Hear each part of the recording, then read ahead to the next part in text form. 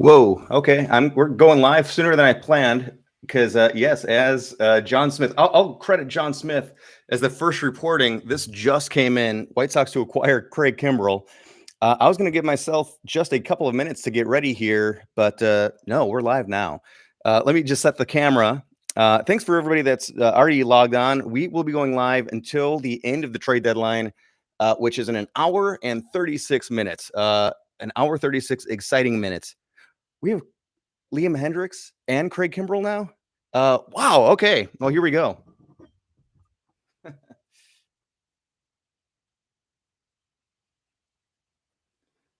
So, yeah, I thought I was going to have to spend some time. I thought I was going to have to spend some time filling a little bit. Would there be enough to talk about to do an hour and a half live stream? And hello, Go Caps. Hello, John Smith. Thank you both for coming in and chatting right away. This has become one of the most exciting trade deadlines I can remember. Even without the Kimbrel signing, which of course I didn't even know what happened. I didn't even know that was going to happen. The White Sox had been somewhat quiet. We've made some good moves. I've liked what the White Sox have done so far. Yeah, happy with the moves. I really did like the picking up of Cesar Hernandez. Now, of course, he wasn't the big name out there. I know a lot of people understandably wanted Frazier. I really wanted Story. He's not the biggest move, but he absolutely is an upgrade. And he didn't cost that much. Let's be honest. The individual trades that the White Sox took part in have so far really helped add to the team without taking away too much from the minor league squad. So yeah, and this is just, again, as I went live, White Sox to acquire Craig Kimbrel. I hope we don't have to give up too much for him. That news isn't out as it stands right now. I will be updating my MLB trade rumors page. If anybody has, kind of scoops me on it, by all means, leave it in the comments what the White Sox are going to have to give up in order to get the Cubs closer, the former Cub closer. The White Sox bullpen was very much a strong suit coming into the season, and they held up pretty well for the first half. But as we all know, they have fallen on some harder times lately. So, Caps, you say go White Sox, Nats, and Reds. You are all over the place when it comes to your emotions this week, the last 2 days, because the Nationals, what a teardown they've been undergoing. Go Cap says, I just like Eaton, but got traded. Which Eduardo Escobar? Yeah, Eduardo Escobar was the first name the White Sox were attached to when it came to the second base position upgrades. I wasn't crazy about it. It would have been an upgrade for sure. And as long as we didn't have to give up too much, I would have been okay with it. He would have been a nice power upgrade. But speaking of power, and I guess I'm a little bit all over the place because the breaking news as I went live was so unexpected. Cesar Hernandez, again, kind of an overlooked person, an unsung hero of the tribe. He has as many home runs this year as Jose Abreu. So if you're getting Jose Abreu type power out of the second base position, and as we know, the White Sox are in the bottom 5 when it comes to most home runs hit on the season. So surprisingly, I mean, obviously part of that has to do with the lack of Eloy and Luis for the whole season. But yes, adding another power bat and to get that out of the second base position is outstanding. Just one more sentence added. He'll pair with Liam Hendriks to give Southsiders a lethal 1-2 punch. Well, that goes without saying. Kimbrel, that is. The addition of Ryan Tempera is a nice one as well. I don't know. Let's take a quick look at his career numbers. So, he came up with the Blue Jays at first. He has pitched overall to an 8.38 ERA. Oh, sorry, that's runs per 9. So ERA should be even better. 3.54. So that's good. It's not like he just had one good season with the Cubs and then they cashed out at the right time. He has good career numbers, of course, even better this year with a 2.91 ERA. He has never closed out a game. Not that matters. I mean, he does have just 11 saves over 7 years. A really nice bullpen arm, which we need because we just lost Evan Marshall. He's on the 60-day injured list right now. And he is, of course, an arm that we rely on quite a bit. So we don't know. He might not get back in time to make the playoffs roster. We don't really know too much about his injury right now. So the fact that Ryan Tempera is on the team is really going to help bolster that bullpen. And now Craig Kimbrel joining us is just nuts. Talk about some high leverage arms. I have to make peace with the fact that we're going to have a guy doing that weird Falcon squat on every pitch. I really enjoyed making fun of that more so than cheering it on. So we'll see. I guess I'll adjust. So Noluwyk wants Kris Bryant. No Luwick. Kris Bryant. There's a lot of talk on the Twitter sphere about Kris Bryant coming to the White Sox to play right field, kind of a pipe dream type thing. I get it. He would absolutely be an upgrade. I don't know. I can't imagine how ticked off Cubs fans would be if they made yet another trade that helped the White Sox out. Not saying it won't happen. Whoever ends up with the best offer is the one that's going to seal the deal. The White Sox outfield, as it stands, who knows where Eloy is going to end up playing mostly. I've always been saying I hope he spends most of his time at designated hitter once he gets back. And then he looked outstanding in the field on his second game back, playing in his first game, actually back in the field, in left field in Kansas City. But as we see, he's already got a small groin pull. So I think the White Sox are going to really try to baby him as much as possible. For that reason, I hate to label any player injury prone, but I don't know what else you can say at this point when it comes to Eloy. So if we have Vaughn in left, Luis in right, that leaves Luis in center. Right field theoretically could be open for Bryant. I don't know. It would be really neat to see. Anything is an upgrade over what we had last year, of course, as we went into the playoffs with Nomar Mazara as our right fielder. At that point, I think Adam Engel was getting more time out there. But we have a really exceptional outfield, just so much depth. You're scaring me there, Go Caps. Hendricks to the Nats, is that real? I don't see that here. I think you're just suggesting it. Let's see. Let me catch up on some of the comments here. Is that for real, John Smith? Nick Madrigal and Cody Heuer for Craig Kimbrel. That can't be right. Oh, I hope that's not right. I'm not a fan of the trade if that's the case. Cody. Okay, here we go. You're right. Okay, I almost swore for the first time on this channel. Nick Madrigal and Cody Heuer. I love the move for the Cubs at this point. Wow, that's upsetting. I really love Nick Madrigal. Yeah, I'm gonna grab a cup of coffee, take my first little wet the whistle timeout as I process this one. The Cubs got a great deal. Cody Heuer has not been lights out this year as he was last year, but he's still a very, very talented young arm. Somebody that I definitely saw as being potentially an eighth inning type of guy. He could mature into that role. Nick Madrigal is a guy that's going to bat in the 300s every year, maybe the mid 300s, maybe lead the batting title here or there. So what are the White Sox going to do now at the second base position? Obviously, yes, the White Sox did just get Cesar Hernandez, who has an option for next year. So we can just pick up that option and then boom, we've got second base taken care of for the next, this year and all of next year. Oops. So that's the alarm when I was initially planning to go live.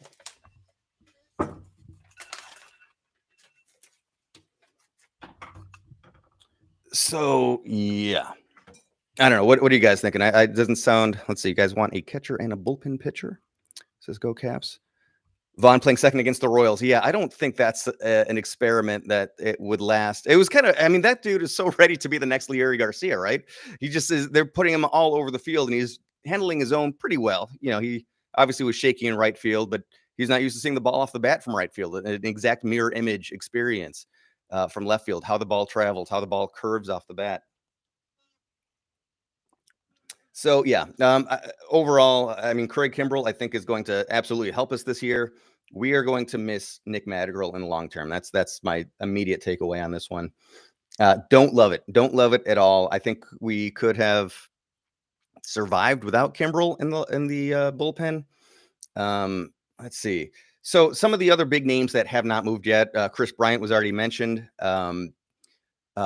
Colorado has been way less active than I was expecting them to be. Let's see. Avila and Avalon to the White Sox for Grandal and Hendricks. No, thank you. No, Grandal is not going anywhere. We certainly don't have the depth. We do have a lot of good catchers, but just not that big starting catcher who Yasmani Grandal is. I do love people suggesting trades in the comments, though. But yes, the Rockies have not been as active yet. I think they still will pull the trigger on a couple of trades. I'm really surprised that Jermaine has not been traded yet, starting pitcher. And of course, Trevor Story. And news just broke that the Rockies are willing to lower their asking price. They were asking for the moon, apparently. And nobody was taking. And he is a pure rental. He's only going to be with whatever team picks him up for just this year. And Colorado might as well get something for him. At this point, it's better to get something than just have this expensive player on your team that has no chance of making the playoffs. Let's see. Yeah, you're right, John. This is one of the best upcoming free agency classes when it comes to second basemen. Now, most of these second basemen are going to be, or middle infielders in general, are going to be very high priced. Kind of in the realm that the White Sox usually don't play in. So we'll see how that goes. Of course, it would be outstanding to get, I think Cody Bellinger is up, or maybe it's Seager from the Dodgers. Yeah, there you go. Seager, Correa, Story, and Baez. I'm okay to steer clear of Baez. I think he is an outstanding fielder, like really one of the best fielding middle infielders in the game. But wow, his bat has just disappeared for the last couple of years. But yeah, any of the others would be nice. I'm still a little bit bummed about Nick Madrigal, I got to say. I wonder if we can trade Yermin for somebody. That's a good question. And I think had the White Sox given him a chance to rebuild a little bit of value after the All-Star break, that would be an easy yes. I thought maybe Brian Goodwin would be included, even just as a throw-in somewhere, especially if we got some more. Well, we have so much outfield help coming back with Luis coming back soon, just as part of a package, not obviously a centerpiece. But yeah, let's see. Okay, no new news yet. The Twins have been Kershaw to the Nats for Lester. I love it. Go crazy, man. Speaking of the Dodgers, they have made some big positive moves for themselves. Things that they had to do because Trevor Bauer, it turns out, is a massive creep. So that's how annoying is it for the front office? I think we landed the biggest fish of last year's free agent market, gave him a huge money contract, and now he is going to be suspended probably for the rest of the year. Turns out nobody on the team wants him back, his teammates, that is. Yeah, things have really turned in LA. And speaking of it, what a great year the Giants have been having. Still 3 games up over the Dodgers. And Padres, surprisingly, 5.5 game back. Okay, John Smith says, here is my hot take. Javy is a terrible baseball player, great fielder. That's due to speed and hand-eye coordination. He will age very quickly and fall extremely quick. I think the fall is already happening. He's reaching terminal velocity at this point, which it's just so wild to see somebody fall that quickly because he's a very intense player too. But let's see here. Anything new? But yeah, Dodgers picked up Max Scherzer and Trey Turner from the Nationals. What a crazy pickup. The NL West keeps getting bigger and stronger. I kind of can't believe how much the trade deadline is mirroring free agency, where it is the rich get richer kind of a thing. The highest dollar team is still picking up the huge players, not just in free agency, but also at the trade deadline. Yeah, White Sox are definitely not trading Jose Abreu. His trade value is probably not outstanding at this point. I do have to say, I hate to say it, but he's been very streaky this year. He has been able to put the team on his back and lead for weeks at a time, and then and then be kind of rough. Apparently, he's been dealing with a little bit of a neck injury, so hopefully that has something to do with it. And hopefully he's, of course, better after getting the day off yesterday. And yes, Yankees. So so I was going to segue into the Yankees next, because how weird is it that the Yankees are, of course, they're going for it. They're pushing. They got Rizzo from the Cubs. They got Joey Gallo from the Rangers. But with, wait, did I say that right? Yeah, Rizzo to the Yankees. But Yankees are not picking up anybody's salary. So they are making the trading team cover the salary. They're willing to give up more prospects for that to happen, because they don't want to go over the trade deadline. They don't want to go over the luxury tax threshold, which is nuts to me. That's so small ball, small market acting, especially because the current CBA is up this coming December, and we don't really know, will the penalties overlap into next year? Will there be penalties? Will there be a luxury tax? Chances are there'll be something, but they could probably negotiate their way out of it. It's really odd to me how much the Yankees are acting like they are handcuffed by finances. They're like the last team you'd ever expect to hear that from. Do I think Cesar is going to play today? I do. I don't know for sure at all, of course, but we know he's already there. He didn't have to travel at all. He was already in Cleveland, and yeah, he just gets to switch dugouts today. I'm absolutely sure he's going to play today. And yeah, the White Sox are going to want to see what they have in the moment in the better uniform. Let's see, Tigers. So another team that's been interesting. Well, first off, Cleveland is interesting. We know that it's not common for a team to make a trade within their own division, but it does happen. It's unusual, but it's not impossible to think of. But I can't think of. Now, I haven't researched it either, but I can't think of the last time a second place team made a trade with the team that they were chasing to make that team better. I guess this is an absolute white flag type of moment for Cleveland, even though they're in second place. They are, 8 games back? Verified. Yes, 8 games even behind the White Sox right now. And they didn't do anything for a little while until just earlier today. They made a trade sending Eddie Rosario over to Atlanta. They don't have a lot of, it's odd that they don't have a lot of tradable pieces. Obviously, the most valuable guy on their team is Jose Ramirez. They're not going to trade him, of course. They would get a whole lot back if they did. And then a lot of their others, potential trade bait are pitchers that are injured. So they're in a really weird position right now. Let's see. I'm seeing more in the chat that I want to check out.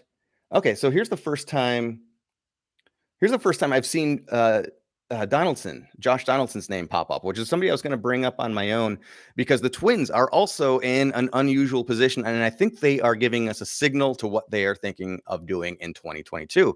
Of course, the Twins are, a medium market team. They have a really good fan base, a strong fan base. But again, not the biggest viewing area, so probably not the most strong TV deal. And honestly, their owner is notoriously cheap. So that is something that hamstrings them quite a lot. So when it looked like they were going to make some trades, I did not think that they were going to trade Nelson Cruz, just because he is a beloved fan favorite. And, you got to keep some people on the team to keep people buying tickets and coming out to games. I thought they wouldn't trade Nelson Cruz. Meanwhile, it becomes the first big trade of the deadline era, the post All-Star break era. I thought Josh Donaldson was going to be the easy trade bait that Minnesota was going to do whatever they could to unload, to get rid of his contract, to also to trade him while he still had some trade value because he is so injury prone. I thought they would try to get out from under him when they could, as they could. But we haven't heard anything except just now at 1:36 local time. Both Buxton and Donaldson are being shopped by the Twins. Buxton is an interesting one too. Definitely another fan favorite, but come on. Woo. Talk about injury history. This guy is exceptionally talented. He is one of the most talented outfielders in the game when he's healthy, both with the bat and with the glove. And he, the Twins tried to extend him. I thought they offered a fair amount. It was an $80 million plus dollar deal. I can't remember. I think it was over 7 years. I want to say 6 or 7 years, 80 million, 87 million, something around there. I thought that was a fair amount. If there was incentives in there, especially, it would be a fair amount because he is injured so frequently. So it's going to be interesting to see if the Twins are going to be able to get anything for Byron Buxton. Yeah, they're just in a really tough spot with him. He is a very difficult person to put a dollar amount on it for what his actual value is, because it's such a big deal.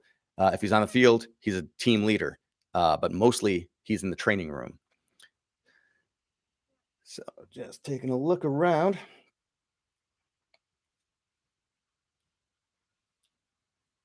Okay, I think we are just about caught up on the hottest, most recent trades. In my phone, I had to take my watch out. My phone was blowing up with people texting me over the recent Kimbrel trade. Um, yeah. So we have an hour and 16 minutes left before the trade deadline is officially complete. Nothing new with Craig Kimbrel. With Kris Bryant. Very interestingly, the Braves. I mean, what a weird place that they are in right now. Braves had one of the best teams on paper. I thought they were going to walk away with the National League East. They have had a rough go of it, and then of course losing Acuna right around the All-Star break, their best player. The Braves are currently 4 games back there behind the Phillies, chasing the Mets, and really nobody has run away with it in that division. That was going to be a really great division, I thought. The Nationals as well, 7.5 games back, only beating the Miami Marlins, the young, exciting Miami Marlins. But even though the Braves are not in the position we thought they would be, they are being aggressive at the trade deadline. They reacquired Adam Duvall. He, of course, had played with them in the past. And he got them from the Marlins, I believe. And they, as I mentioned at the top of this, Eddie Rosario was picked up. Oh yeah, back to the Twins. Somehow I forgot about this. There's so much going on. I'm kind of all over the place. Yes, Cesar is activated, as is Tempera. Moncada's not going anywhere either. Go Caps. Yeah, the White Sox. We would trade from depth. We would trade absolutely. I know Sebi Zavala's name is thrown out there. Yes, I think he is absolutely a tradable item. Danny Mendick would be somebody as well. People that there's not very many people on the major league squad that would be traded. Of course, obviously everybody's got a price, as we see with Cody Heuer and Nick Madrigal just now. But otherwise, I would check out our farm system to see what you would want to offer, what you'd want to pick up from the White Sox. So the Twins, I think, as I began to talk about, are indicating what their plans are for 2022. At the beginning of this trade season, they had made a statement that they're only going to trade players who are only signed through this year, kind of indicating that they would be still competing and going for it in 2022. Then everybody came calling for Jose Berrios, their top pitcher. At first, everybody was talking about Michael Pineda, and I haven't heard Michael Pineda's name in days now. And he is, I don't know, he might be a consolation prize for somebody at the very last minute. I think the Twins will be able to move him as long as their asking price isn't too high. But Jose Berrios, or Berrios, he is he's still arbitration eligible for next year as well. So the Twins were going to hold on to him. I don't know, maybe think about extending him. And if I was a Twins fan, I would be very frustrated with this because the fact that the Twins ended up trading him to the Blue Jays really shows that, well, I guess next season, let's not worry about paying attention either. Jose is a guy with a tremendous amount of natural talent. Very, very, very gifted starting pitcher. But he's been very inconsistent. And this is the year that he's begun to put it all together and be pretty darn good day in, day out, game in, game out. Now, he's still not lights out. He's not a Kershaw type. He's not a Scherzer in his prime or a Verlander in his prime type, but very, very, very good. maybe you could compare him to Lucas Giolito a couple of years ago. Of course, Giolito's continued to ascend, and I think Jose will as well.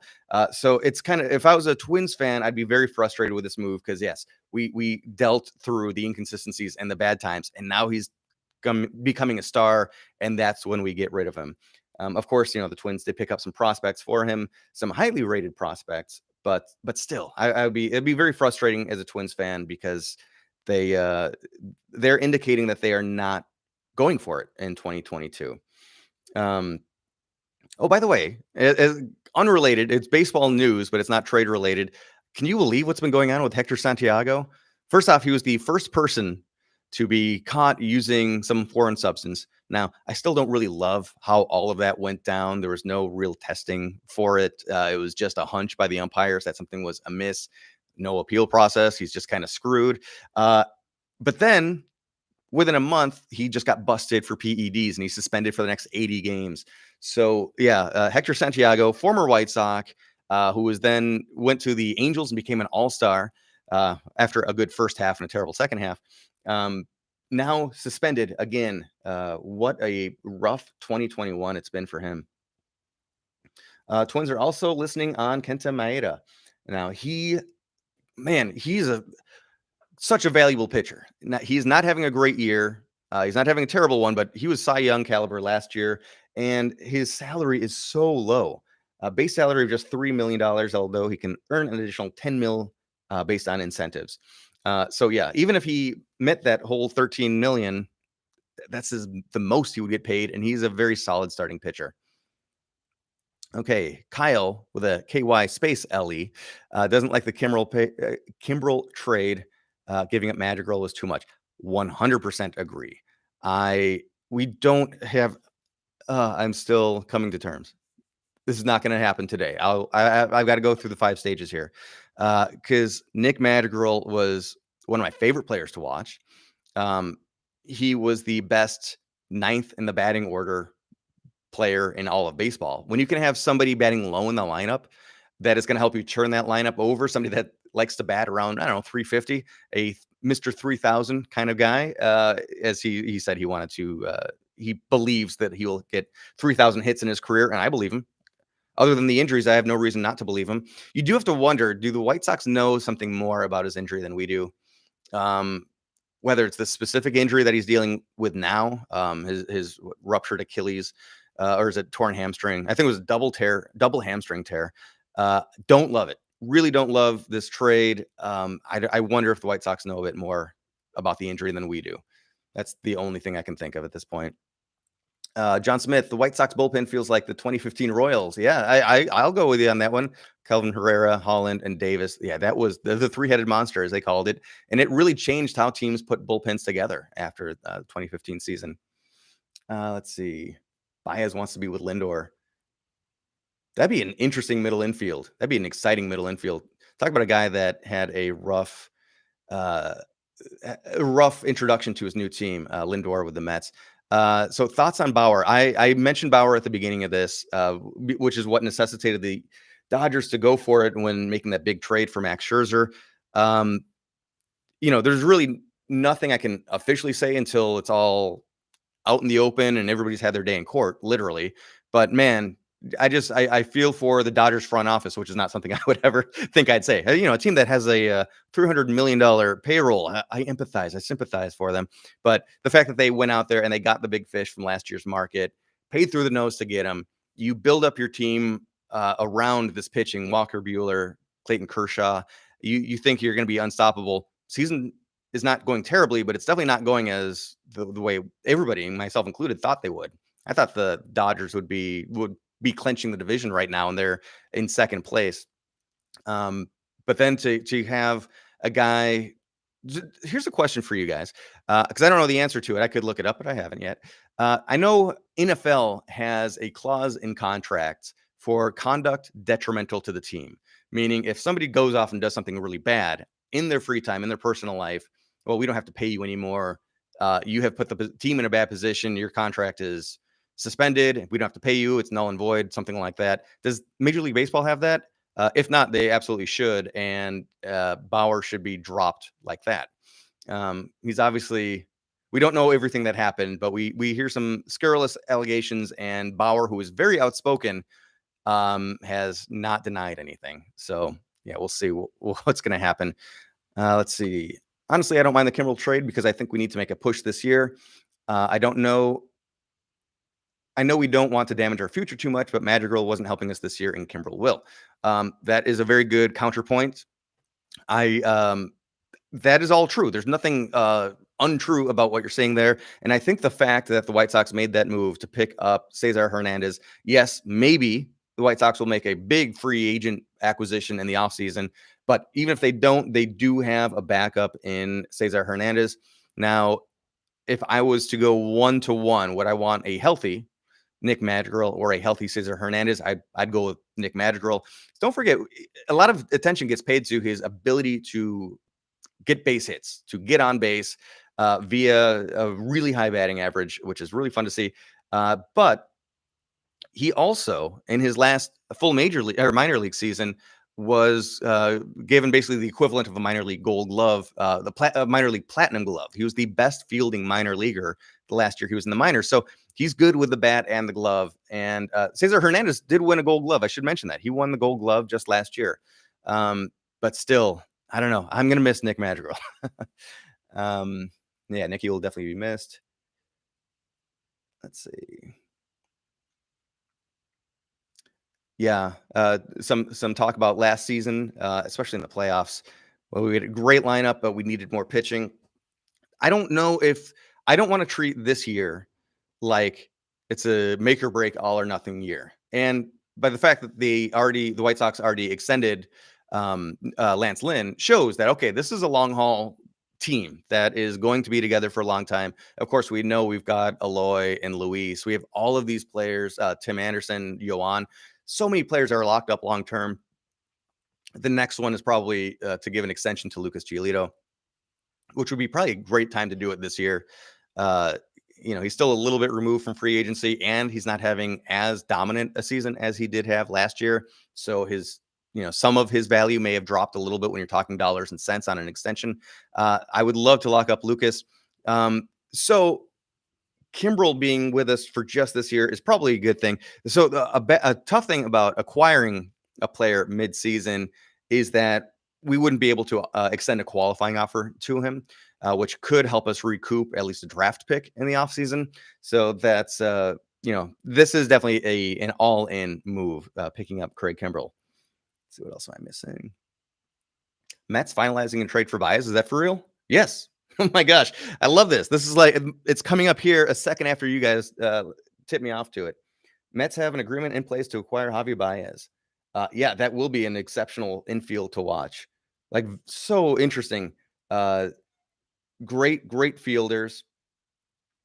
Let's see.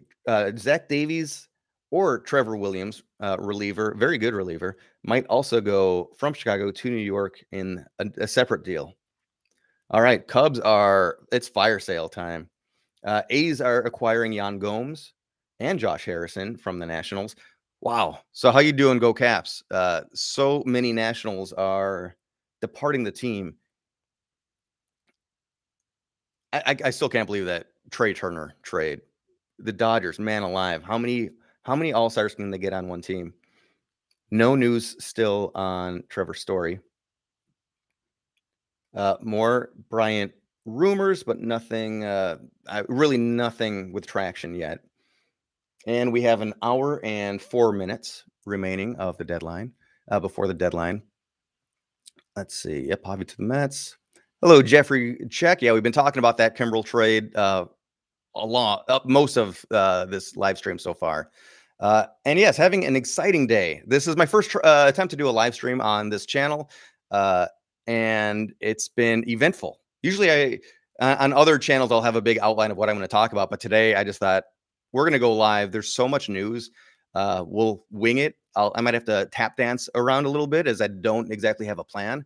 But it's been fun. And the fact that you guys are commenting and chatting is a great thing. Kimbrel is here for next year too. Let's take a look at that. I did not know that. I thought he was on the final year.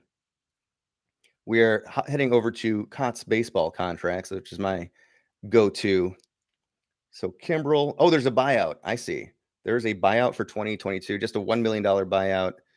Um, so yeah, okay. All right. Well, that eases the pain a little bit. That puts some some salve on the wound.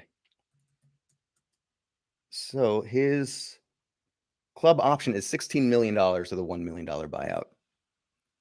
Okay. I mean, that's White Sox payroll is going to be going up quick, but that's okay. Hey, I'm happy to buy tickets if it's going towards all-star players. Let's see. Club control for 2022. That's a bad move by the Mets. Yeah, I don't know what is going back to the Cubs from the Mets yet, although it's probably updated by now. Oh, here we nope, don't have it yet. I don't know. Again, Javy is an electric player. I hate to admit how much I like him. As a fielder, I hate playing against him because he's got that cocky walk and that attitude. But if he was on your team, you'd love him. So I hate playing against him. It's going to be a lot of fun next week when the White Sox play the Cubs next weekend because they will not have Rizzo. Oh my gosh, they're losing so many of their core players. Longtime players, I should say, because there is no core anymore on the north side. Let's just be honest there. Yep, Nicky two strikes and Cody Heuer is gone.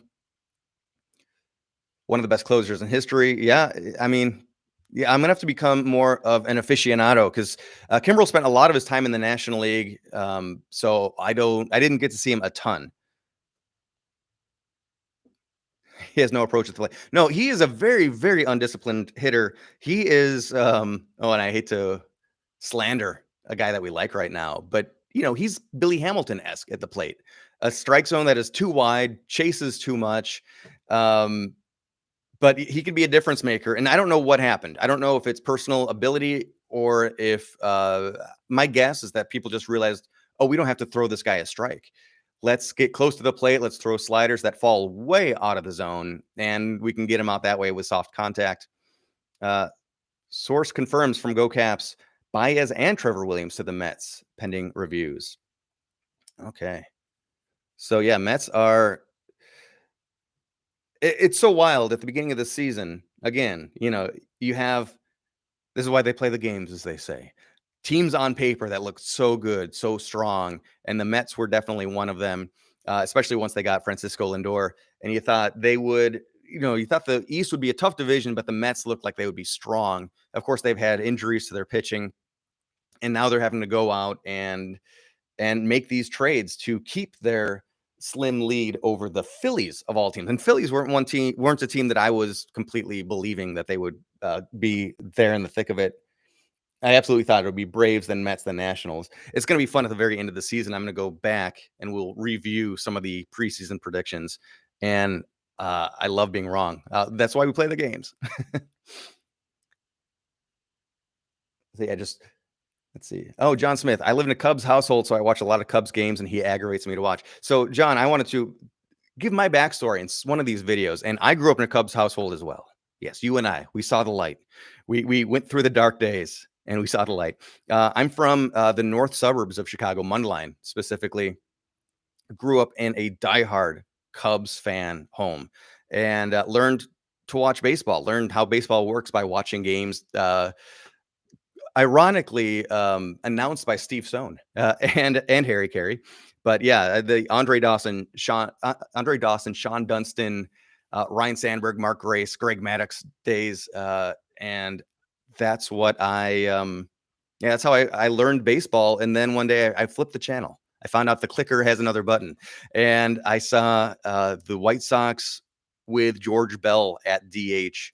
And a very young Frank Thomas, Robin Ventura. And I just thought, wow, these guys are fun to watch. Both of those teams were not good back then, but I loved White Sox baseball, and I just got completely addicted to the White Sox really quickly. So yeah, never look back, of course. Shy Sox Nation, first off, welcome. Thank you for joining. It's really fun seeing some of these names. Haven't done a live stream on this channel, so I've only ever commented or only chatted with you via comments. So need to kind of have a little bit of more interaction. Shy Sox Nation says, good move by the Sox. Sox have a better defensive second baseman and run producer, as well as a lockdown reliever through next year. Yeah, so both of the moves the White Sox made, they were not pure rentals. So you got to like that. And the White Sox do still have some flexibility when it comes to, well, they have the options for in both cases, both for Hernandez. I keep wanting to say Oscar Mercado, the other Cleveland middle infield type that is kind of versatile the way Hernandez is. But yeah, both Hernandez and Kimbrel have options for next year. So we've got options, literally. If there's an injury, knock on wood that there's not, but anything's possible as we know this year, we can just not pick up an option.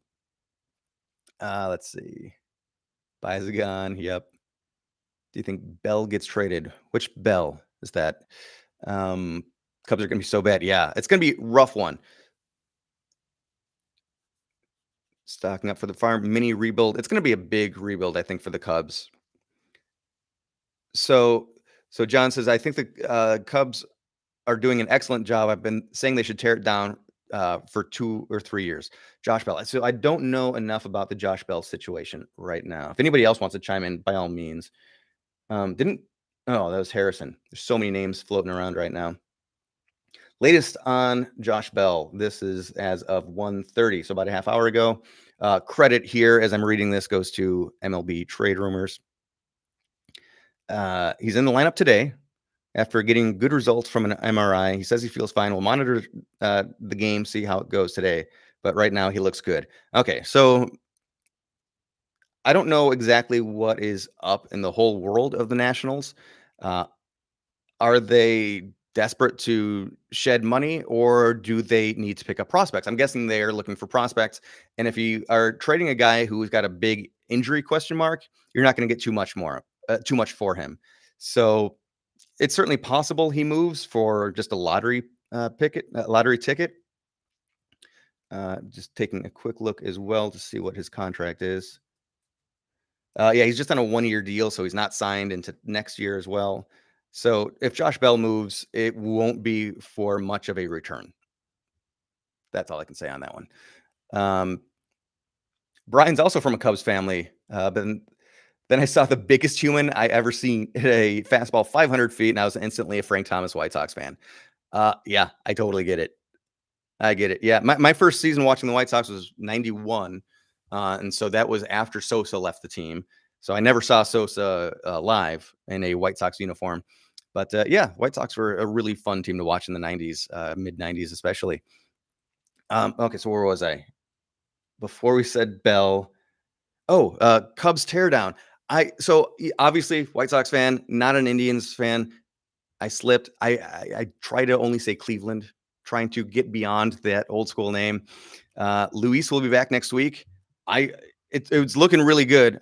I'm guessing that's true because everything that's come across this chat has been a good news scoop. So that's excellent. I really hope that's true. And if it's not next week, he will be back soon. I know that. Yeah, the Cleveland Guardians, named after what? Statues that look over the traffic is what I heard. I wish they went with some rock and roll theme. That would have been, I actually would have thought that was cool. I might actually even own some Cleveland rock apparel or something like that. Jeff is sad that Heuer left. Yeah, Heuer was so great last year. And, he was scuffled a bit this year, but he's so young, such a lively arm. I don't know if he would have lasted long term because he is like so scrawny. Looks like a 15-year-old out there, but Chris Sale lasted a long time before he broke down too. So you can't judge a book by the cover like that. So Jeff brings up a great question, and I do want to get back to the Cubs teardown. I'm gonna make a note for myself in case I need to fill time in a little bit. I think any move that the White Sox are making right now today, it's got to be with an eye on not winning the division. We have to assume that we're going to win the division. We are in very good position to do so. But obviously, we are not stacking up well at all against good teams. You look at the White Sox record against plus 500 teams. I can pull that up really quickly. Thank you, ESPN. Oh, maybe I can't. All right, I can't. All right. Anyway, uh, that the White Sox need to make moves to put next upper echelon. That's why I thought Trevor Story, depending on the asking price, Trevor Story would have been such a huge welcome addition. A guy that has just dominated and been an all-star year in, year out for a long time. I would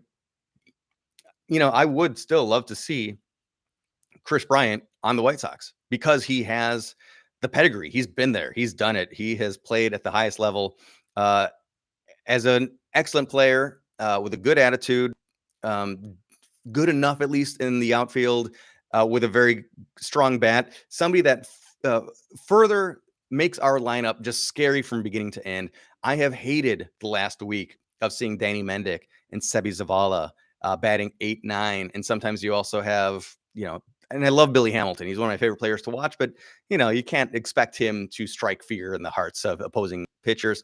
Any move the White Sox make at this point here on out has to be some sort of a scary additional bat, but I can't imagine where it would go, who it would be. I don't think we'd be getting Josh Donaldson. That would be wild. Could you imagine Josh Donaldson and Lucas Giolito hanging out in the same dugout? That's not going to happen. Brian is versatile too. Yeah, I mean he's third baseman. They put him in the outfield quite a lot. Still need an outfielder. So Luis talk. Pretty sure he's in AAA. If not next week, the week after. Yeah, absolutely, and happy to get Aloy back. Yeah, it is outstanding that we have Aloy back so much earlier than we were at first expecting him back. We have a very, very, very strong team overall, but something about it is just not clicking, as we've seen in the last week or so since the All-Star break. The White Sox are still an exceptional team, but as we always hear, hitting is contagious, and it goes both ways. Lack of hitting is contagious too. Yohan Moncada, it feels like he's always playing through an injury, that he's not out ever 100%. I shouldn't say not ever, but he's rarely at 100%. And that's of no fault of his own, just little nagging injuries that have slowed him down. It's been really a lot of fun to watch Andrew Vaughn come into his own throughout the course of the summer. As a rookie that was getting his first shot, had way too many high expectations heaped upon his shoulders. And it's going to take a lot to adjust to Major League Baseball in general. But now he's got that added pressure of, hey, you're occupying a spot on a playoff contender, and you are expected to not just learn here, but to perform. And I think he handled it very well, and also playing defensive positions that he's not used to playing. He's done a really great job. So I'd love to see that. Let's see. Continuing to look here. Shy Sox Nation says maybe Rick is going for KB. I would certainly be okay with it.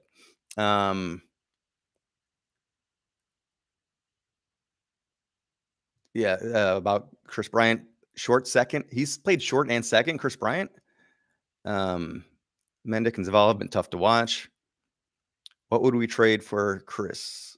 Man, like our whole future. I don't know. After the Kimbrel trade, I'm afraid that a lot of things are on the table. Jared Kelly is our top pitching prospect. I should just keep our prospect list open too, so I can make a quick reference to it. Fangraphs is my go-to.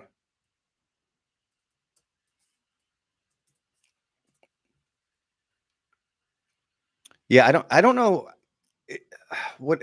So I'm trying to react to the idea of trading Cespedes, and I think he's too much of an unknown, but he's too much of an exciting unknown that he might be. Could you imagine if he's even like 80% of Yoenis Cespedes, who was an absolute star? I'm almost like a Bo Jackson-esque type of player. When he's got that build, he's got that total athletic ability. He could crush the ball.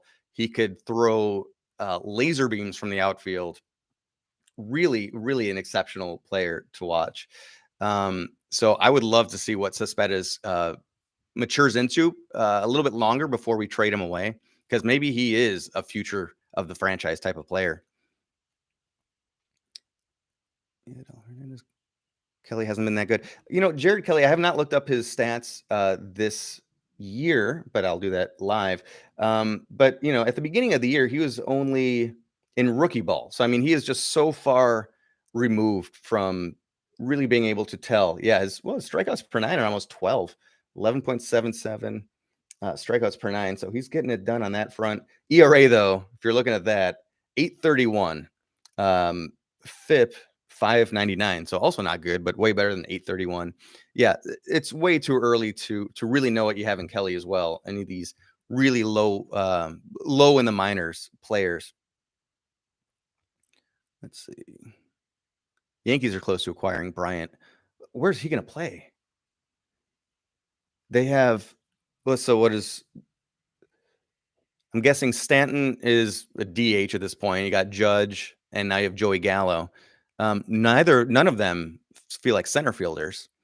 I guess Bryant could play center. Not that he'd be the best in center field, but he'd be better than the other options.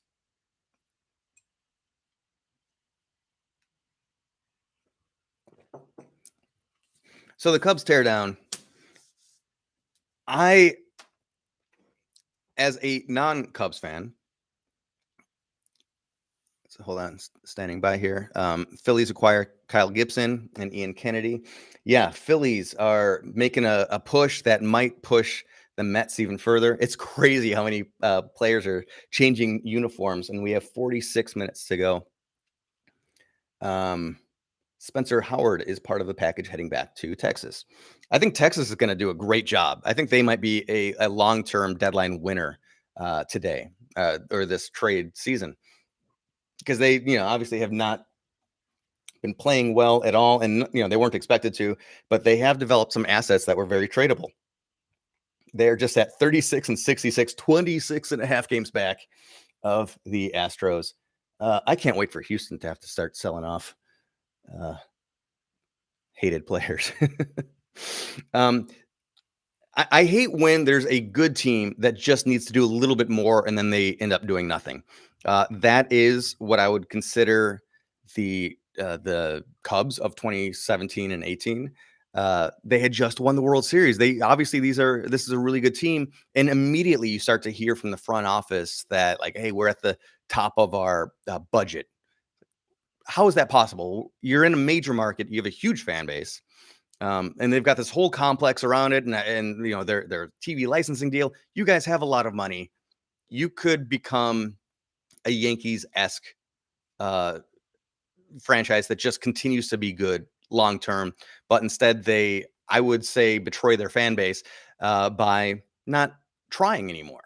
I just really couldn't believe how the Cubs did that, and they were complaining about not having enough money, which cannot be real. Twins have reached a deal that is sending John Grant to St. Louis. From St. Louis to Minnesota. Twins are sending J.A. Happ to St. Louis in return. So, I didn't look up how many games the White Sox have with Minnesota the rest of the year, but when we face them, they should be easier to beat, which will be nice. How annoying was it that the Twins trade Nelson Cruz, but not before they get 4 more games against the White Sox? So finish that 4-game series and then trade him. They gave him one last chance, one last bite at the apple. Jeff says we improved. We absolutely did improve. We had a very good middle reliever that I think is going to fill in for where Evan Marshall normally fill in for his role. And then Craig Kimbrel, I cannot believe we have 2 dominant closers in Hendricks and Kimbrel. That's crazy. Gallo will play center. I always forget. I got to be honest here. I always think of Joey Gallo's unbelievable power. Like, he is such a great power hitter that you kind of expect him to be like Adam Dunn, that's all he does. But he's a Gold Glover as well. Gallo's playing center. So let's see. Catching up on comments here. Yeah. This is like a video game today. And this has to be so I'm reacting without saying it. It's going to be, baseball's going to be weird watching all these players with new teams. Absolutely. It is like a video game. Players are being traded like nuts today. 43 minutes, countdown check-in. And I think this has to be a bit of a hangover from the pandemic. Just the idea that at the beginning of the season, teams didn't know, would we have fans? Would we even get a whole season in? So I know certain teams, the Cardinals were one. Colton Wong, they just let him walk. Speaking of letting people walk, how the Cubs do with Kyle Schwarber there? Wow, he ends up being one of the best power hitters in the first half. Of course, he had his injury, but the Cubs, they had him. I think they had one more year of arbitration control, and they just let him walk. They let him go for nothing. And of course, he was just picked up in a trade between the Nationals and the Red Sox. So again, a big market team playing like or acting like a very small market, weak, feeble team. Uh, when the Cubs began to say that we need to maybe trade off pieces because we can't afford to maintain this payroll, again, I'm not buying it, but I thought the best move that they could have done, and again, years ago, would have been Wilson Contreras, their catcher. I was really surprised they kept him when they could have probably gotten a lot for him a few years back. He's still a very, very excellent catcher. He's kind of, is he the only scary piece of that team right now? Let's see. Said it many times. The Cubs' downfall was not acquiring Verlander before the Astros did. Yeah, talk about changing history. Could you imagine if that trade had happened? And how does Verlander do it? I know he's injured this year, and I think most of last year, but talk about a guy that just does not age. He's just gotten better and better.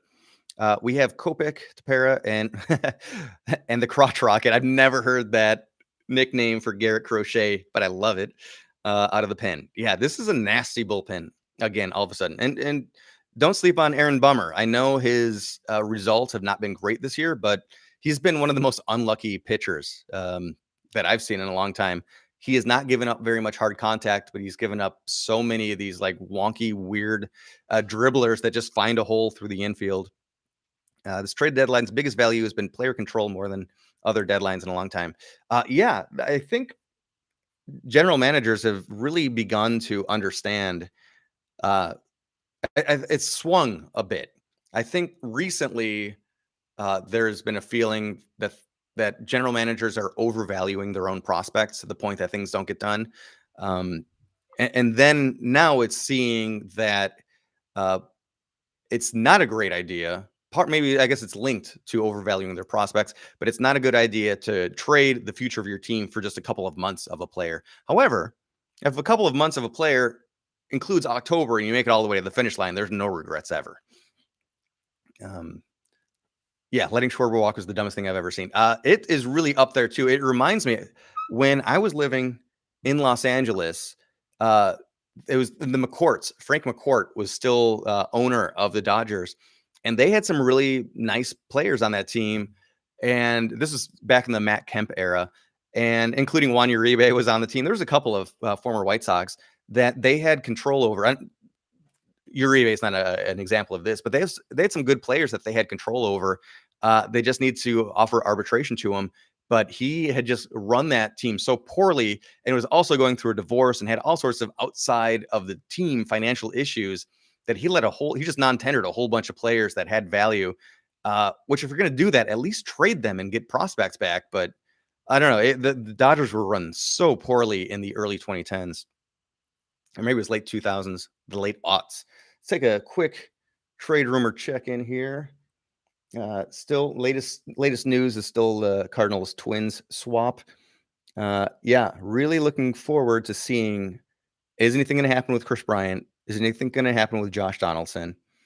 Yeah, that Mets Javy Baez one is wild.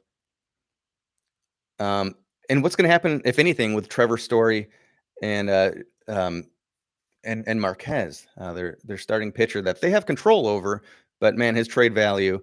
How much would it be rough to be, working for or rooting for the Colorado Rockies right now when you've got the Dodgers and the Padres in your division, and then the Giants don't know how to lose, so you have them that you're fighting against as well.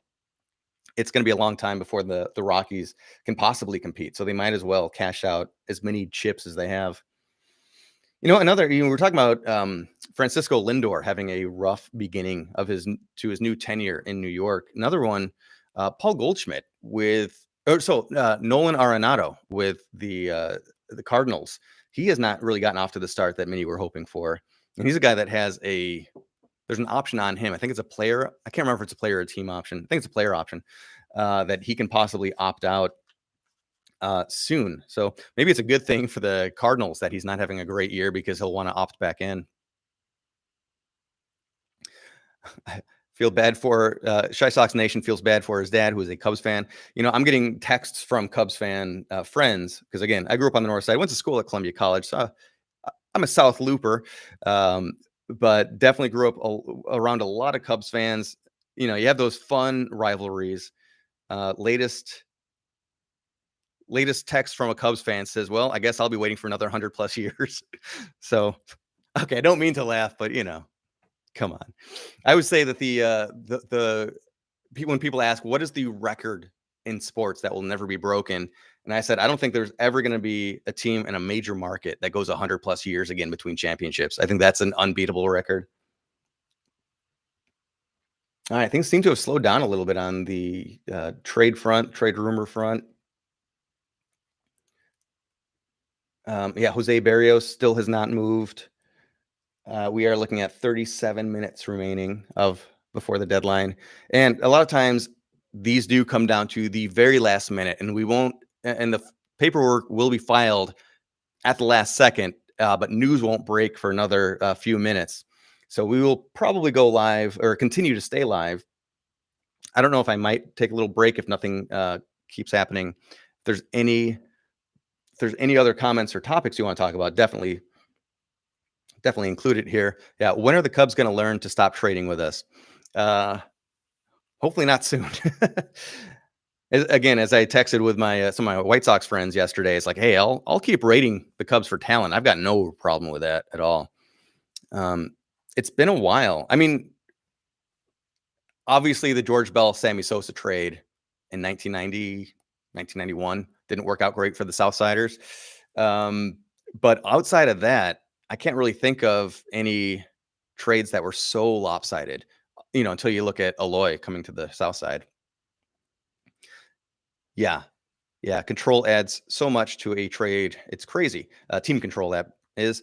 The Shy Sox Nation is saying it makes players traded look unfair at times. Yeah. Well, and so that's why I'm so happy that the White Sox extended Lance Lynn. That trade, I knew in the short term, was going to work out really well for us. I believed in Lance Lynn.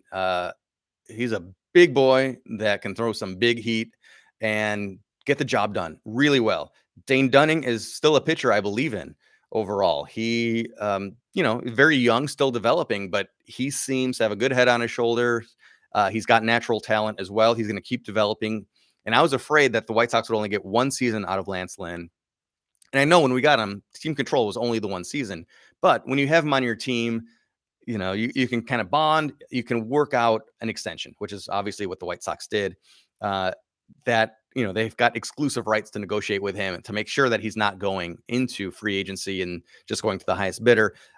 So even though technically that trade was, 5 years of Dane Dunning for 1 year of Lance Lynn, it really, in essence, becomes 5 years for Dane Dunning for 3 or 4 years of Lynn.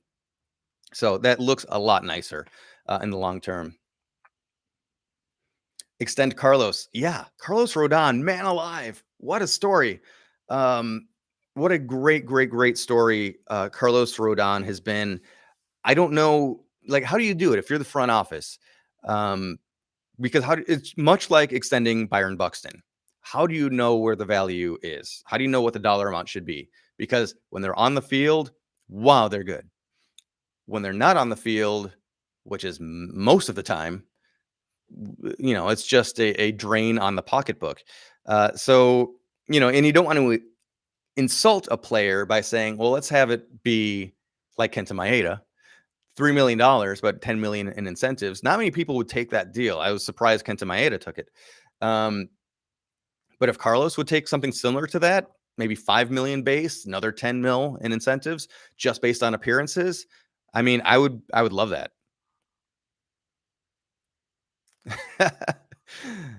My wonderful wife asks how much reduction has the double bubble gum supply seen since Adam Eaton left. Yes, Adam Eaton, the most prolific gum blower, bubble blower. There's a lot of syllables in there. Gum bubble blower.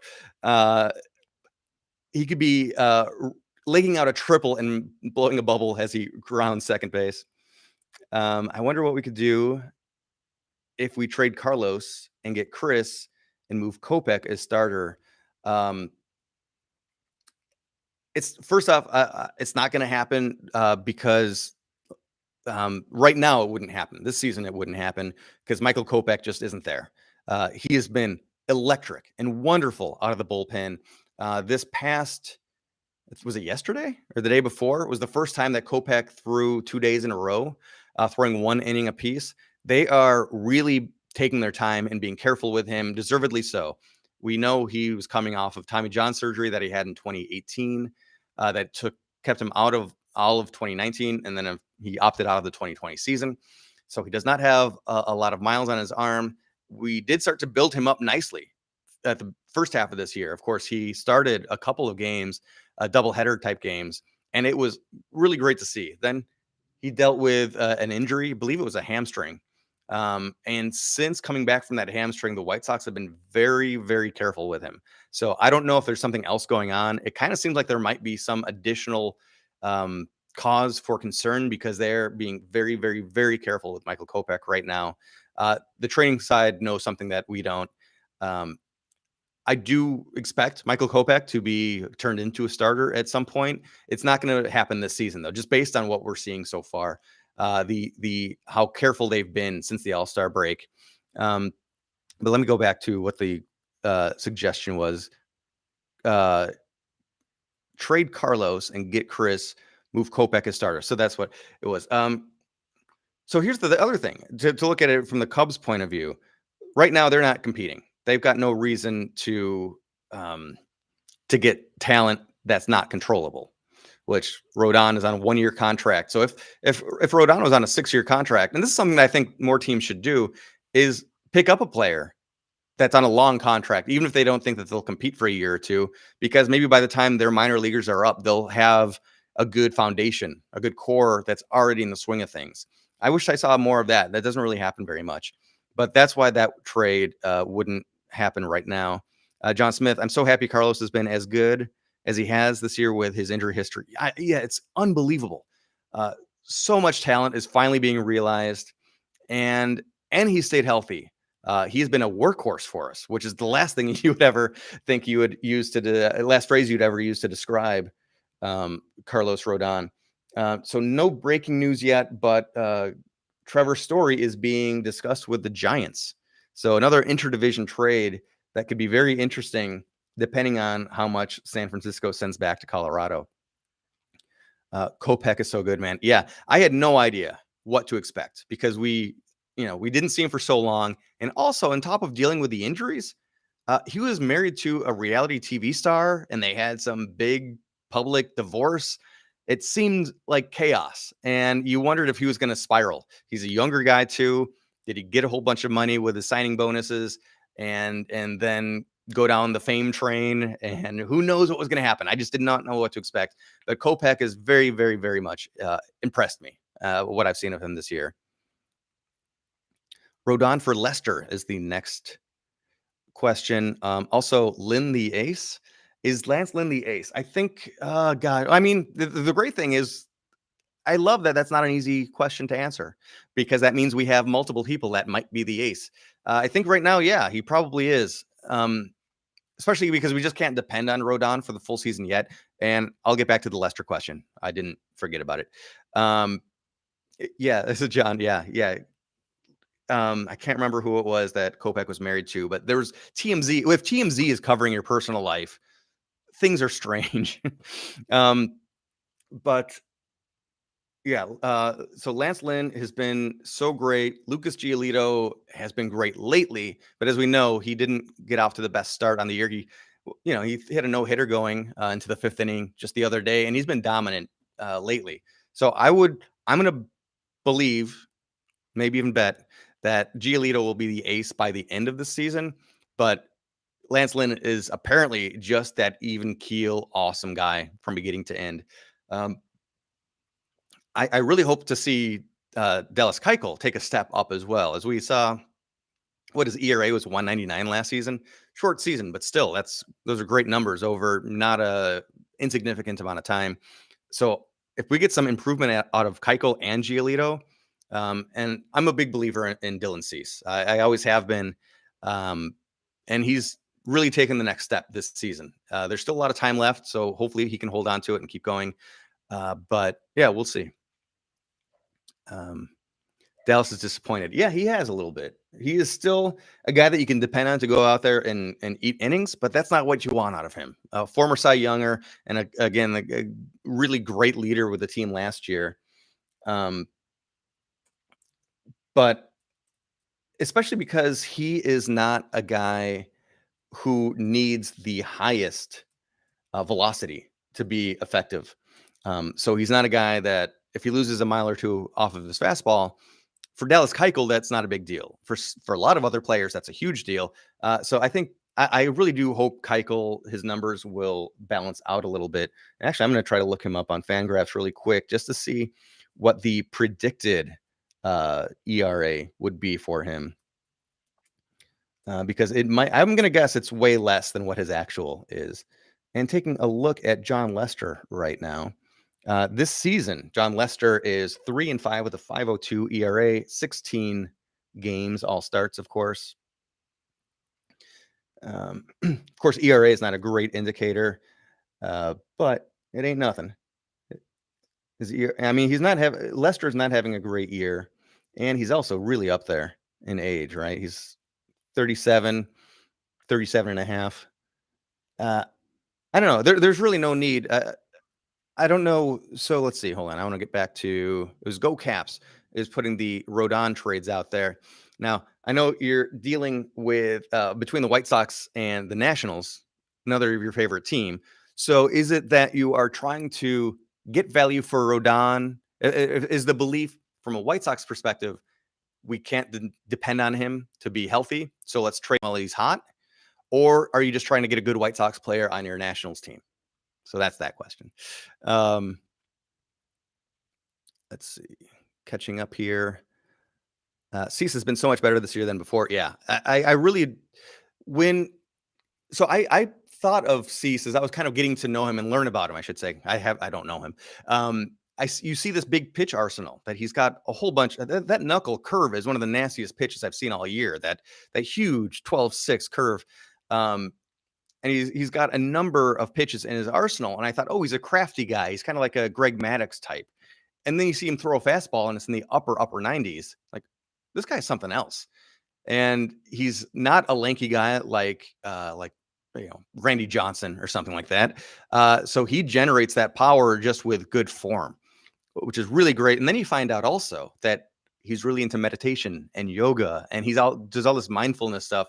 So you think, theoretically at least, he is a guy that won't crumble if he's under pressure. Now, I think we have seen some of that where he gets overwhelmed at times on the mound, starts to let up more base runners than he should have. An error happens and it jostles him a bit. But again, these are the characteristics of a young pitcher. Fortunately, he's a young pitcher with a lot of really big, high quality aspects to who he is as a person and his game overall. So I was very excited overall to see Cease get regular playing time, get a real shot at being a member of the rotation. And he's taken, in my opinion, very good advantage of it. I wish Renteria had a little bit more faith in him last year, especially in the playoffs. He could have gone more than just one inning or 2/3 of an inning. Oh, no, that was Dane Dunning that he pulled so early and then had Cease in relief. Let's not revisit game 3 against the Oakland A's last year. What do I think of Lopez? Lopez was one of the most frustrating pitchers to watch in the last several years.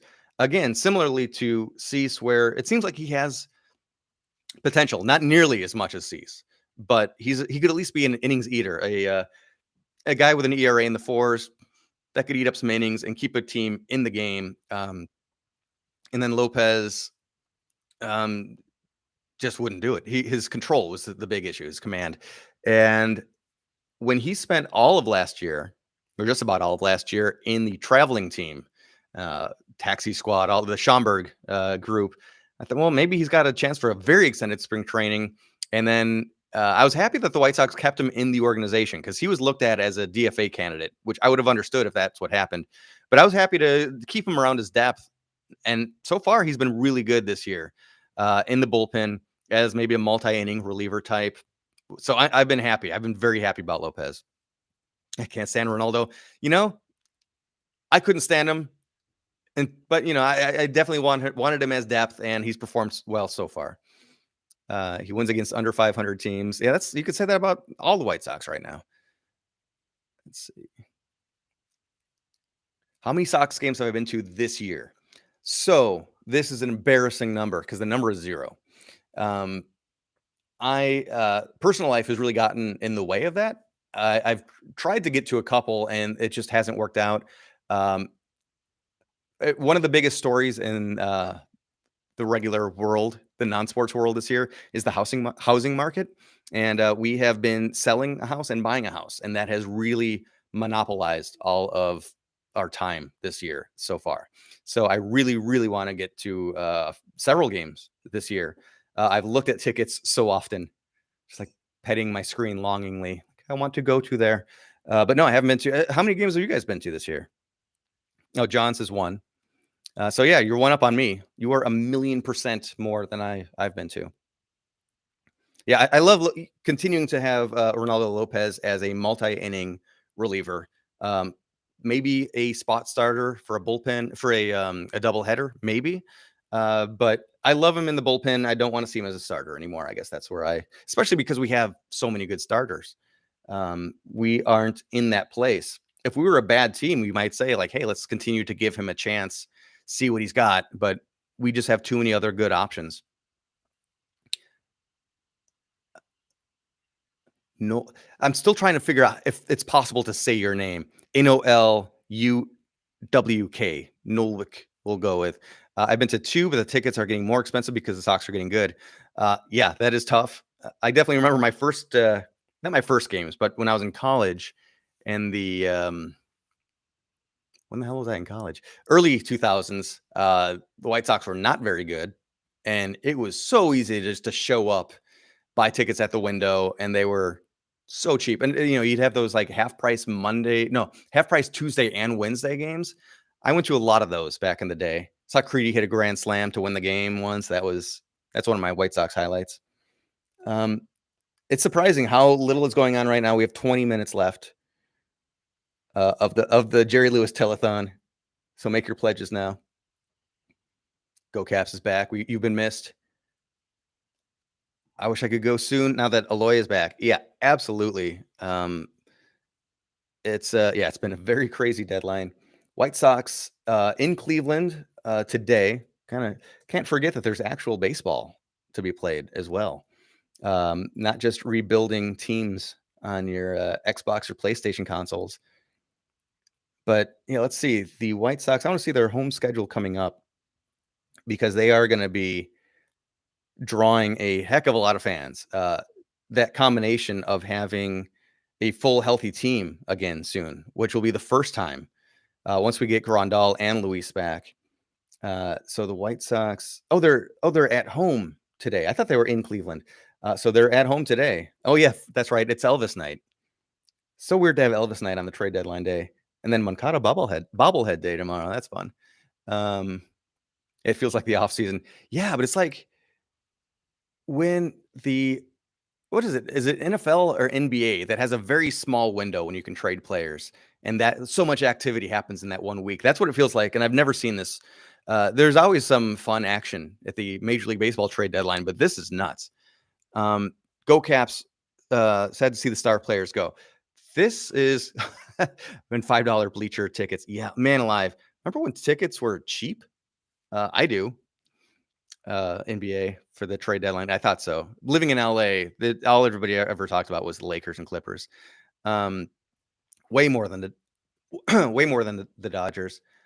So Go Caps made a comment that I wanted to comment on because I agree with you. I hate seeing the star players go. I've got a little proposition for the next the competitive bargaining agreement collective bargaining agreement, which is, I think teams should be motivated. Sorry if I'm jostling the cable there a little bit. I hope it didn't mess up the audio too bad. I feel like the team should be motivated to hold on to their homegrown talent. And I guess you could define homegrown talent as players that have been on your team for 5 or more years, kind of like 10 and 5 rights. Right now, there's the rule that if a player has been in the league for 10 years and they've spent the last 5 years with the same team, they can have control over if they're traded or not. They can veto a trade, essentially. And I come from back in the day, growing up with Ozzie Smith in St. Louis and Tony Gwynn in San Diego. These guys that played their entire life with one team. And I feel like that is how you create fans that follow your team long term, is you create a little bit of consistency. Trades can still happen. So my suggestion is, if you have a player that's on your team for 5 years, their salary no longer counts against your luxury tax hit. So you can pay him whatever you want. It's not going to affect your budget in that negative way where it hurts you on the luxury tax side. Also, that allows you to offer more money than anybody else. If their contract comes to an end and they're in free agency, you can sign them back. You can offer more money than a lot of other people. I think that would be a good thing for keeping players within their own team. Like, it kills me that Mark Burley left the White Sox. I love that Paul Konerko got to finish his career with the White Sox, but that doesn't happen nearly enough. I hate that Frank Thomas went to Oakland and then Toronto after the White Sox. So anyway, that's my little suggestion for the next CBA. Okay, we got some other sports talk here. Go Caps loves the Wizards. I guess I do. Speaking of guys that left their team, Michael Jordan going to the Wizards at the end of his career. Am I a Bears fan? I do root for the Bears, but I got to be honest with you. I'm a huge baseball fan, and I don't really follow any other sports all that closely. My wife, who I celebrate forever, she actually played. She's a drummer, and she played on the Tundra line for the Packers. So yes, I am married to a former employee of the Packers, as a guy that grew up in Chicago. So you never know where life's going to take you. Do you know who likes the Sacramento Kings? Actually, I loved the Kings back in LA. I'm getting so off topic, but when I lived in LA, I think partially because I didn't like the Lakers. Back when they had Mike Bibby, oh my gosh, Vlade Divac was over there. If I had more time, I could remember almost the entire lineup of the Sacramento Kings, but I was a big Kings fan for a little while there. Wild Card Sports says, I don't think I know who Wild Card Sports is. Bear down. Booze and nose. Go Packers. Pats. Really? Pats? WFT. Not sure who that is.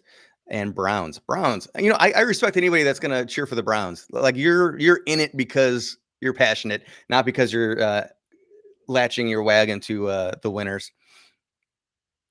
Baseball's my first love too, says John Smith. Washington football team. Oh, Washington football team. WFT. Gotcha. Yeah. Are they gonna? What's up? Are they gonna be the guardians of the football? Do they have another team coming? Team name that is coming. We have 14 minutes left of the trade deadline, and it has gotten eerily quiet. Like, the tornado is about to hit, because this is the quietest the news stream has been all day. Probably all week. The fact that no news is coming out means people are on the phones. GMs are on the phones with each other, and there's no time to leak information anymore.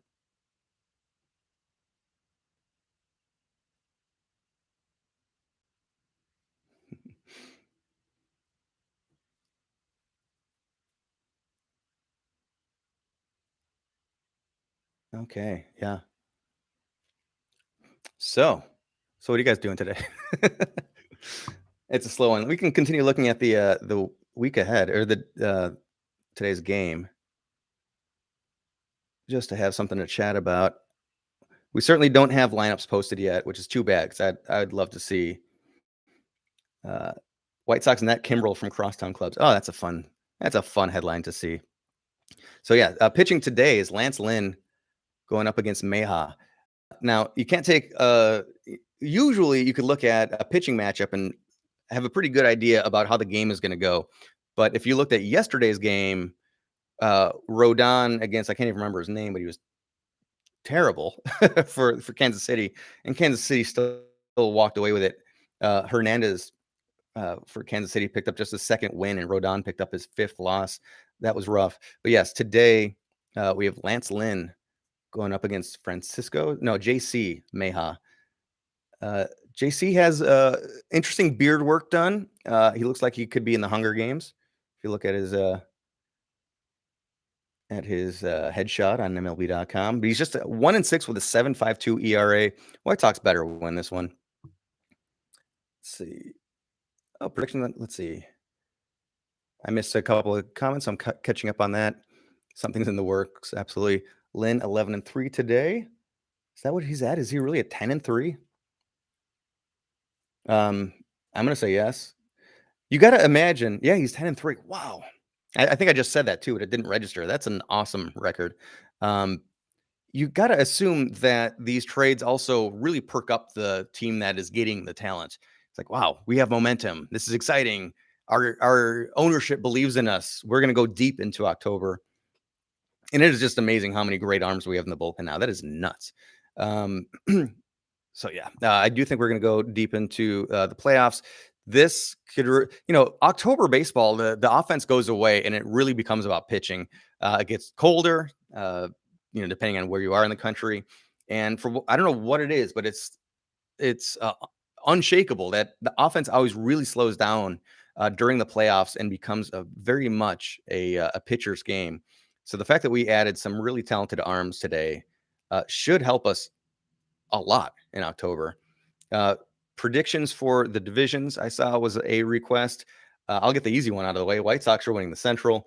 Gosh, I'd love to root for Boston in the East. All right, sorry. I'd love to root for Tampa in the East. I cannot believe how competitive Tampa has continued being, even after losing Tyler Glasnow, their ace pitcher. Of course, they picked up Nelson Cruz, so that's going to help them. You know what? I think Boston will probably do it. We'll see how Kyle Schwarber does out there as well. Again, so weird saying some of these names in conjunction with new teams. Oh gosh, in the West, I hate to pick the Astros, but you have to. 5.5 up on the A's. The A's just picked up a catcher today, but that I think was about it. Oh, and they traded. Who did they traded Jesus Luzardo for somebody big. I can't remember. If somebody can put that in the chat. So they did pick up another big name somewhere, and I can't remember who that was. We'll see if it's a game changer or not. In the East, it's got to be the Mets. I don't see the Phillies pushing, but I don't know what to make of the East anymore. But I'm thinking it's the Mets. I'm guessing Javy Baez picks it up. He'll be better in New York than he was in Chicago for this year, at least. Though that's not saying very much. In the Central, I'm definitely rooting Brewers, and boy, you can't imagine that they won't make it. 7 games up on the Reds. Reds have made some moves too. Of course, I'm blanking on off the top of my head. And all year, I've been picking the Dodgers to pass the Giants. But the Giants are not budging. Still 3 games up, not losing, not going on any prolonged stretches where they are on a losing streak. So I'll pick. Maybe I'll curse them. I don't want to do that, but maybe. Okay, we got some news now. Maybe if I pick the Giants, they'll not win. I'm not rooting against them at all, but I actually like watching the Giants in October baseball. So another Cleveland trade, a minor one, fairly minor. Miles Straw comes in for righty reliever Phil Maton, Maton. So kind of a smaller trade of major league pieces between Houston and Cleveland. Yankees are getting Andrew Heaney from Anaheim. We haven't heard Anaheim mentioned in trade rumors or trade news much at all. That's another very frustrating team. When I first moved to LA, I tried to become like have the Angels be my number 2 team, but I just couldn't do it. I just hated almost all the moves they would always make. This was back in the day with Tim Salmon being on the team. Okay, so Where will Cesar Hernandez be in the lineup? Hitting 2 or 7? 2 or like 7? Will he be down in the lineup or up? Well, if we know anything from Tony, it's that it's going to move around. He's going to move around like crazy. I don't love everything that Tony La Russa has done. I do like his use of the number 2 spot in the lineup. It was neat seeing Moncada up there when that was working. Adam Engel was in that spot just a couple days ago. Maybe it was yesterday. I liked seeing that as well. So I think Hernandez will probably spend some time up in the 2 spot. He might spend some time really low in the lineup as well. I think he'll be all over the place. I would hope that all of this experimentation with the lineup, for the most part, is just a process of whittling it down, trying to figure out the best lineup, and then maybe for all of September through the playoffs, we'll have a set lineup. I guess we don't really need that. We'll see. We'll see how the team does, but I don't know. Maybe it'll be interesting to see. I think fans, myself included, like to have a set lineup. Does it matter to players? I don't really know. That'd be a good question to ask some players. Kansas City is our nemesis. I'm not sure if that was back to the football talk or if we're talking about the Royals, who have been just an absolute thorn in our side. They've played us like the Twins used to play us. It's nuts. I was so excited to see 4 games in Kansas City. I'm like, oh, the offense is going to explode, and just nothing. It was rough. I don't want to mess with the lineup too much as John Smith, but it'd be interesting to see Cesar batting number 1, have Tim 2. If Cesar gets on, Tim moves him over for, basically a good table setter situation. So the interesting thing with that, the thing that in the past would make sense that it's not playing out this year, is that Hernandez is not hitting for average at all. He's batting 230, something like that. He's hitting the ball really well as far as the power numbers are concerned, but he is not being that table setter guy that you want. A Nick Madrigal type, for example, a guy that has a high batting average. So he's a guy, I don't know if he's trying to change his game or if it's just working out in some weird way. I did, in fairness though, I did read that he's had basically bad luck. His expected on base is way below, or expected batting average is way below what his actual average is. So the predictors are saying that he was going to have a much higher batting average for the rest of the season. We'll see if it plays out. Freakish things happen in both directions, unfortunately. You can't predict everything. But yeah, that would be interesting to see somebody hitting in front of Tim Anderson, who is so good at getting base hits in the first inning.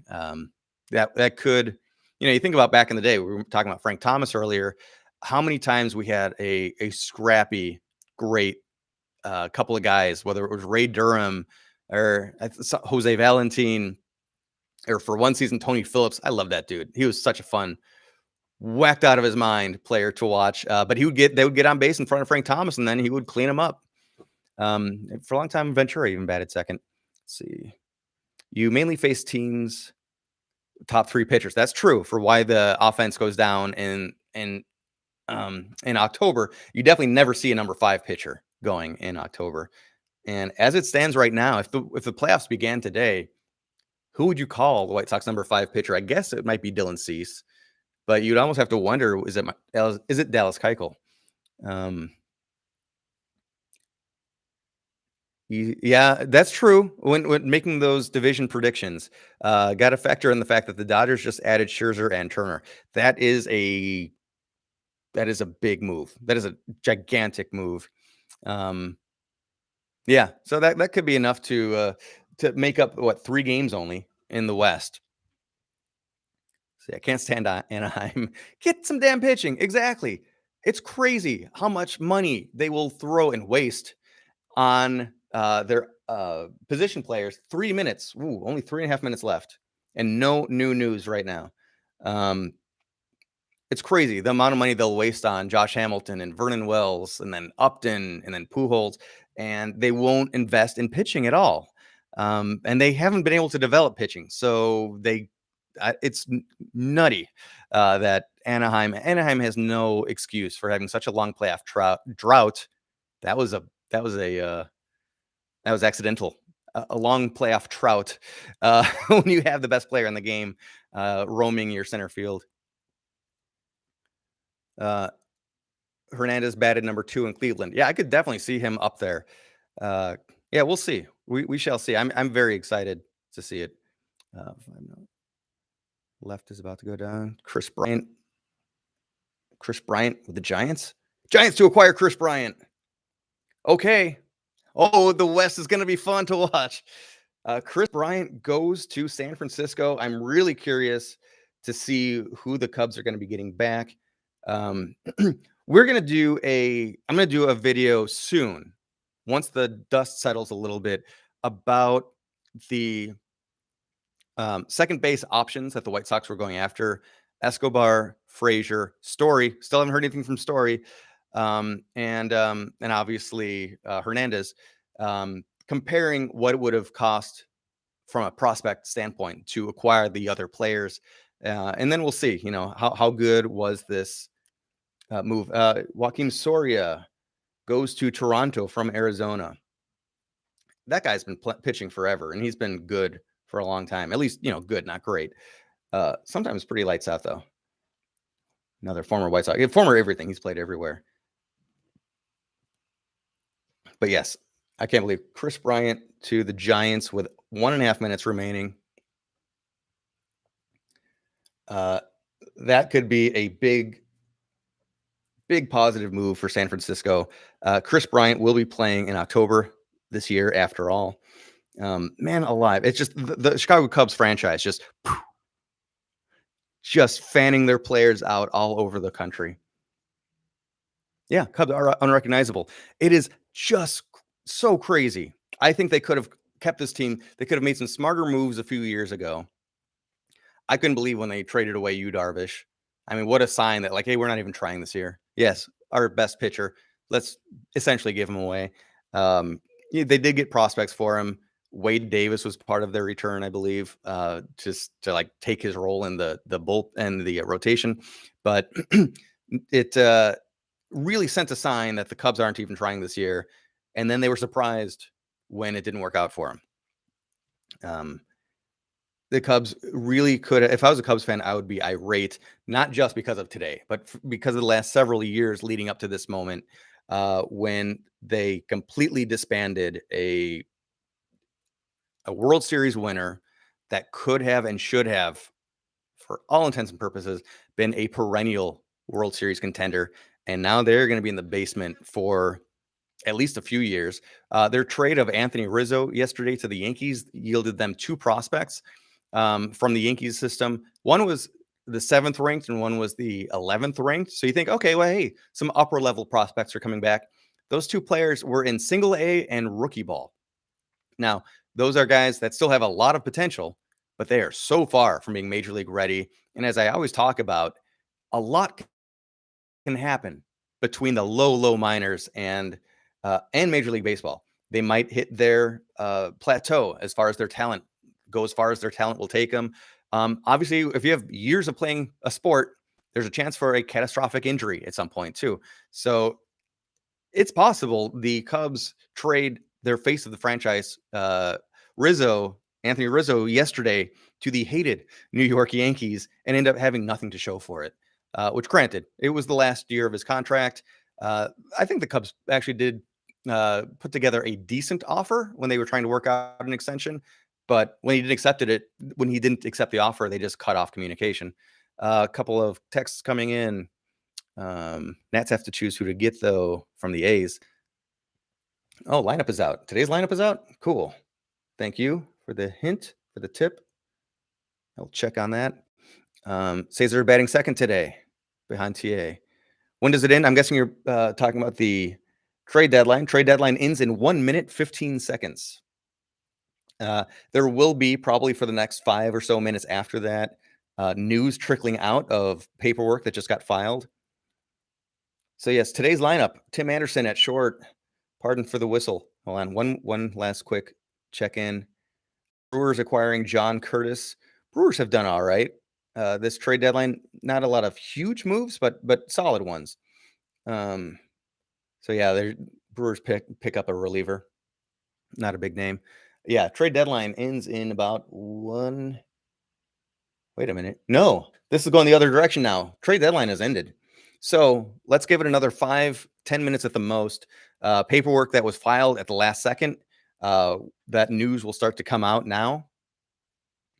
And I gotta imagine Trevor's story is going somewhere. Um, I'm surprised for as busy as we were an hour ago, it really slowed down.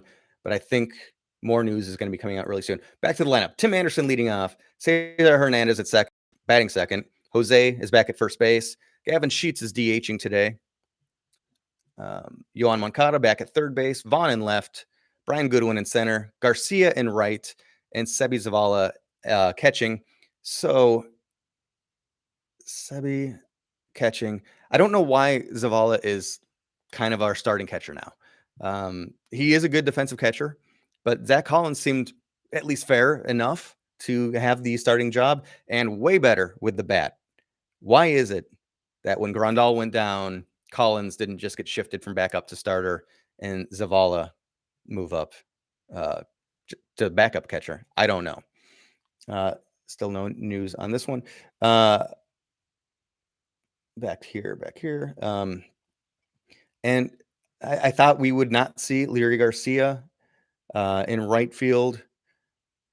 Then, I would do the lineups differently. Every time I see a lineup come out, I'm thinking, why'd they do that? Give Garcia a day off. He's been playing so much lately and honestly not performing great. You think with a new second baseman in Hernandez, we would not see we'd see Garcia on the bench. Let's see. Giants have a deal in place for Bryant. Yep. What's the national lineup? I'd rather have Yermin. Yes. I mentioned this in my last video. Yermin Mercedes has been playing in the field as catcher. I will check out the Nationals lineup if it's posted. It probably is. Or it might be. Let's take a quick look at Yermin's latest numbers because he has been tearing the cover off the ball in minor league baseball, and he has spent some time at designated hitter, but he's also spent a good amount of time. The majority of his time he has spent DHing, catching.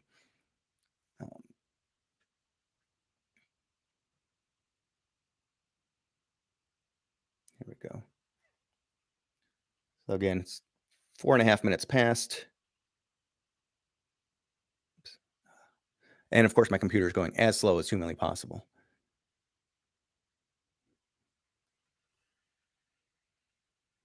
All right. Anybody that's heading out, maybe we'll just end it right here. Thank you, everybody that came in, even if just briefly, and anybody that's commented, chatted, doing one more refresh, and no more news so far. Very strange to me that we haven't gotten any news out of Colorado, where there was expected to be a lot more players moved, or at least a couple more really big name players moved. Something still might happen, but it looks like this is probably the end of the trade deadline. Hope everybody is doing well. It's going to be a fun rest of the year. A full 2 months of checking out our new co-closer, bullpen setup piece, and starting second baseman. We will miss Nick Madrigal for sure. And Cody Heuer, I'm sure we'll miss him as well. I'll be rooting him on the north side, in spite of the fact that it's the north side. I want the best for Nicky.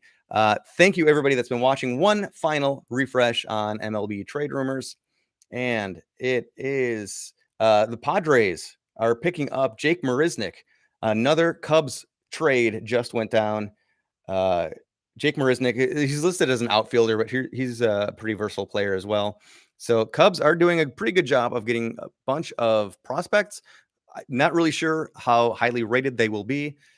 We'll see. We'll see how it all goes down. There's a lot of dust that still needs to settle, and probably another trade or two that will filter through the news wire over the next 10 minutes or so.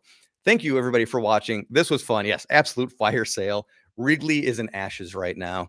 I will see everybody in the next video. If you guys want to see any type of live stream again, I was thinking about doing a pre-show here or there. We'll definitely do stuff during the playoffs. But if you have any other ideas, and hello, Snake Eyes. Thanks for stopping by and saying hi. Thank you, everybody, for coming in, visiting, and now I have to figure out how to end this. Mets receive Baez and Williams. Okay, we got that one. Thanks a lot, though. All right, we'll see everybody on the next show. Take care, all.